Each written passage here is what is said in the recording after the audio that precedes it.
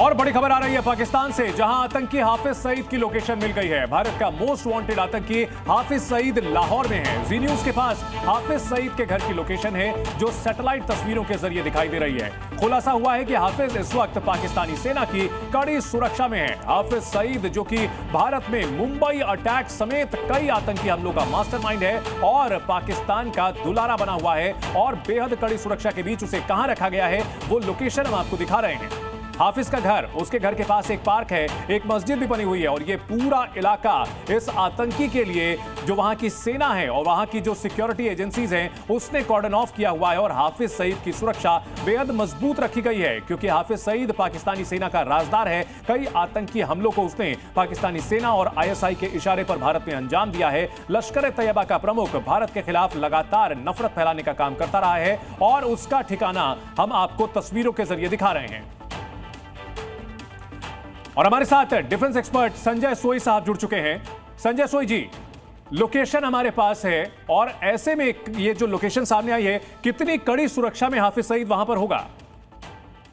देखिए, ऐसा चंदन जी, फ्रैंकली मतलब जो हकीकत मैं कहना चाहूंगा कि लोकेशन आ गई, लेकिन जिस प्रकार का खतरा पाकिस्तान आर्मी समझ रही है आतंकवादी और आतंकवादियों के जो लीडर हैं उनके लिए, तो ज्यादातर कैंप भी खाली करा दी गए। और इसको भी कहीं ना कहीं आर्मी ने, पाकिस्तान सेना ने अपने सुरक्षा में छुपा कर, हो सकता है किसी बंकर में रख के रखा हो और कह दिया हो कि भैया कहीं घूमना नहीं, अभी कहीं बाहर निकलने की जरूरत नहीं, तो कब कहाँ आपका काम तमाम कर दिया जाए, कौन आपके दुश्मन है, पाकिस्तान के अंदर कितने दुश्मन बैठे हुए हैं, ये उनको अंदाजा है। क्योंकि पहले भी कई आतंकवादियों, हाफिज सईद के साथी भी मारे जा चुके हैं, जो कि इनकी आपस की लड़ाई के चलते हैं।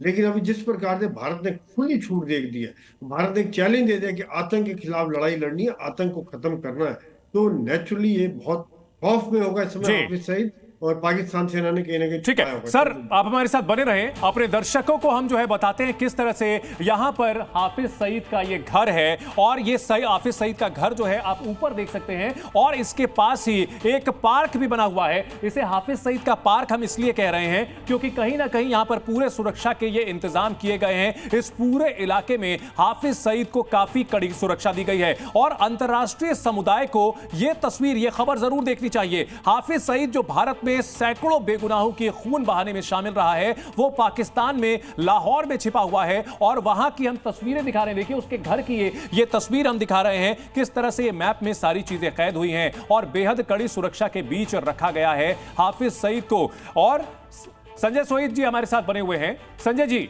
अगर बात की जाए अंतरराष्ट्रीय समुदाय की, पाकिस्तान जो है बार बार कहता है कि वो भी आतंकवाद का पीड़ित है, लेकिन एक घोषित आतंकवादी को पालता है, पोसता है, अपनी हिफाजत में पनाह देता है। चंदन जी, वाकई में जब वो ऐसी बातें कहते हैं मुझे बड़ी हंसी आती है कि कितना मजाक, कैसा झूठ के बोलते हैं वो। और देखिए, हाफिज सईद वहां पे, उसामा बिन लादेन कहाँ था, लखवी कहाँ है, अजहर महमूद कहाँ है, ये सब खुलेआम पाकिस्तान में है। FATF की लिस्ट तो अभी दोबारा पूरे अंतरराष्ट्रीय समाज को, देशों को इस चीज पर खुल के आना चाहिए कि पाकिस्तान को ग्रे नहीं ब्लैक लिस्ट में डाला जाए FATF की। क्योंकि जिस प्रकार के हमले किए और जिस प्रकार के उनके बयान आ रहे हैं, अरे उनके चीफ के, उनके लीडर्स के बयान आ रहे हैं जो खून खराबे की आए दिन बात करते रहते हैं, तो ये देश को इस तरह से खुलेआम नहीं छोड़ा जा सकता। और भारत इस समय में जिस प्रकार से भारत को समर्थन मिल रहा है, ये बहुत जरूरी है कि इसका उपयोग करें। सोई सर, आतंकी हाफिज सईद ने क्या गीदड़ भभकी दी है भारत को सिंधु जल समझौते को रद्द करने के बाद? अपने दर्शकों को वो भी सुनाते हैं।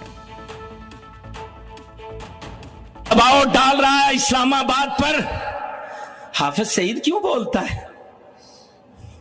और तू बोलेगा तो हम बोलेंगे इंशाअल्लाह। तू कहेगा कि पाकिस्तान का पानी रोकेंगे, कश्मीर के अंदर डैम बना के तुम पाकिस्तान के पानी को रोकोगे, पाकिस्तान की ज़राअत सनत का खात्मा करके, पाकिस्तान की मईशत तबाह करके, CPEC के मंसूबे नाकाम करने के लिए तू बढ़ के मारेगा, और तू चाहेगा हम चुप रहे।